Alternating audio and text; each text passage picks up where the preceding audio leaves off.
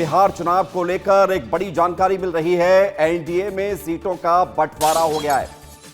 बड़ी खबर, बिहार में विधानसभा चुनाव में एनडीए के घटक दल कितनी सीटों पर चुनाव लड़ेंगे, इसको लेकर बंटवारा हो गया है।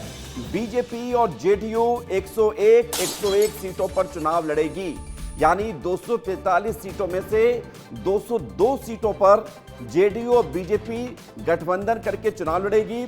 इसके अलावा एनडीए के गठबंधन में शामिल चिराग की पार्टी को 29 सीटें, आरएलएम को 6 सीटों पर चुनाव लड़ने के लिए सहमति मिल गई है। ये बड़ी बैठक सीईसी की बीजेपी की दिल्ली में आयोजित हुई, जिसमें पीएम मोदी पहुंचे तो सीटों का बंटवारा हुआ है। ये बड़ी खबर आपको बता रहे हैं, ये बड़ी जानकारी।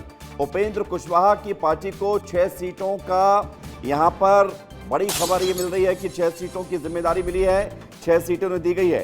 तो ये बड़ी खबर, सीट शेयरिंग की ये बड़ी जानकारी। 101 सीटें एनडीए में बीजेपी और जेडीयू मिलकर लड़ेगी।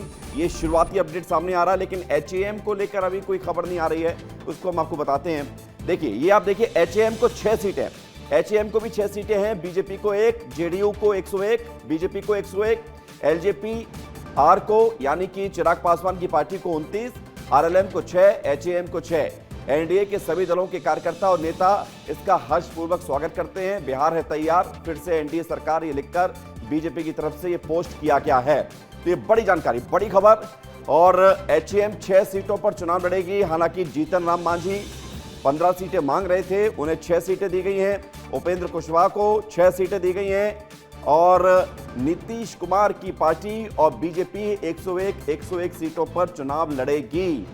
और बड़ी बात यह भी है कि लंबे अरसे के बाद ये देखा जा रहा है कि बिहार विधानसभा चुनाव में बीजेपी और जेडीयू इस बार बराबर सीटों पर चुनाव लड़ रहे हैं, बराबर सीटों पर चुनाव लड़ रहे हैं। अमूमन छोटे भाई बड़े भाई की जो भूमिका होती है वो इस बार नहीं है। इस बार बराबरी का जो यहां पर सीटों का बंटवारा है वो किया गया है।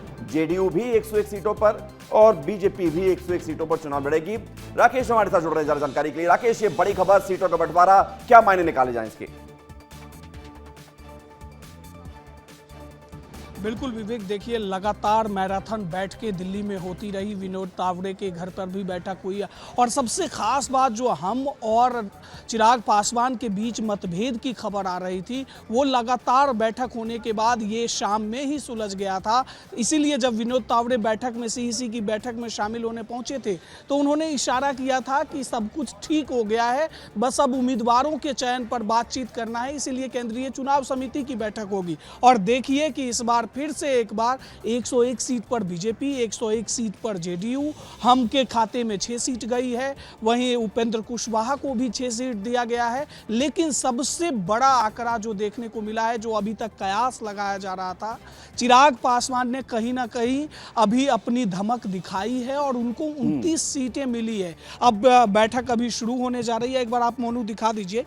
देखिए, पीएम मोदी भी यहाँ पहुँच गए हैं। अब सबसे जरूरी है कि चूंकि बिहार का सबसे बड़ा पर्व जो है छठ है, और छठ से पहले उन नेताओं के लिए भी कम समय रहता है कि चुनाव में कैसे वो जनता से कनेक्ट करे। तो अब सबसे ज़्यादा जरूरी है बीजेपी के लिए, और बीजेपी इसी रणनीति पर काम भी कर रही है कि जल्द से जल्द वो लिस्ट तैयार हो जाए। 101 उम्मीदवार कौन होंगे, किस विधानसभा से। राकेश, एक बात और है, वो तो ठीक है, लिस्ट तो तैयार हो ही रही होगी और उसमें से काफी लोगों के नाम भी तय हो गए होंगे। लेकिन मैं जो देख पा रहा हूं, मैं राकेश इसको समझना चाहता हूं, वहां पर मौजूद है जहां पर अभी पावर सेंटर है बिहार चुनाव को लेकर। 101 सीट जेडीयू और बीजेपी के बीच, ये क्या मैसेज दे रही है? बड़े भाई छोटे भाई की भूमिका नहीं है, यहां बराबरी का मुकाबला हो रहा है।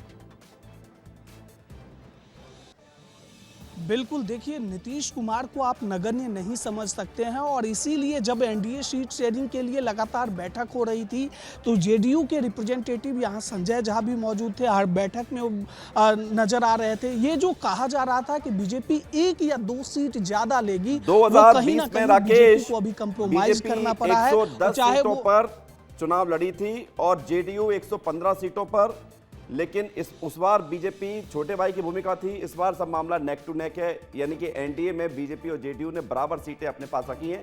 उसके बाद फिर बंटवारा किया गया। बहुत शुक्रिया, धन्यवाद आपका हमारे साथ जुड़ने के लिए राकेश।